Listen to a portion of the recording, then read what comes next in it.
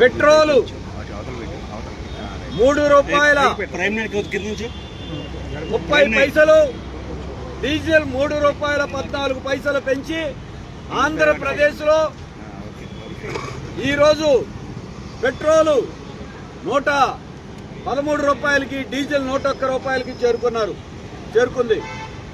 దీని వలన దేశంలో ఉన్నటువంటి నిత్యావసర వస్తువుల ధరలన్నీ కూడా పెరిగిపోతాయి. రైతాంగం మీద కూడా దెబ్బ పడుతుంది. రవాణా రంగం కుదేలైపోతుంది. నిన్నటి వరకు 5 రాష్ట్రాల ఎన్నికలకి ముందు ఒక్క నయా పైసా పెట్రోల్ ధరలు పెంచమని ఎన్డీఏ నేతలు మోడీ మాట ఇచ్చారు. ఎన్నికల్లో ఓట్లు ఎంచుకోవడం అయిపోగానే ద్రోహం చేసింది, నమ్మక ద్రోహం చేసింది. పశ్చిమాసియా యుద్ధాన్ని అడ్డం పెట్టి ఇవాళ మోడీ ప్రభుత్వం ఈ కుట్రలు పన్నుతా ఉంది.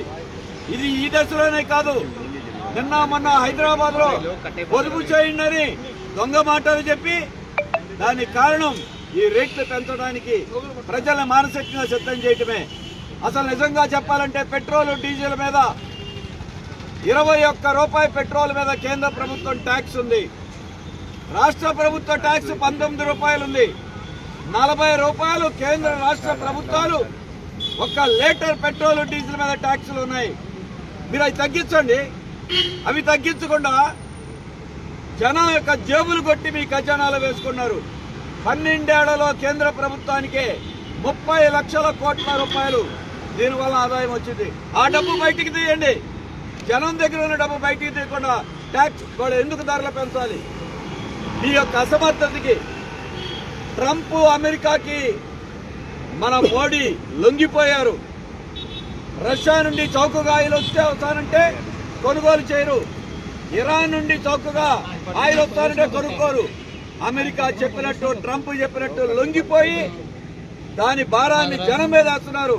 ఇది బీజేపీ యొక్క దేశభక్తిది. మీ లొంగుబాటుకి ప్రజల్ని బలి చేస్తా ఉన్నారు.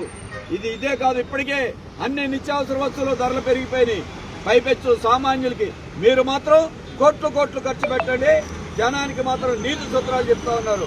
అందుకే దీనికి వ్యతిరేకంగా ఈ రాష్ట్రంలో మరి వాళ్ళ ఎన్డీఏ ప్రభుత్వంలో ఉన్న చంద్రబాబు నాయుడు గారు, పవన్ కళ్యాణ్ గారు బాధ్యత వహించాల్సి మోడీ గారితో పాటుగా ఇప్పటికైనా నోరు విప్పండి రాష్ట్ర ప్రజల తరఫున.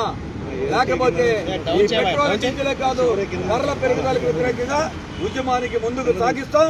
సిపిఎం తరఫున దేశవ్యాప్తంగా ఆందోళన సాగిస్తామని హెచ్చరిస్తాం.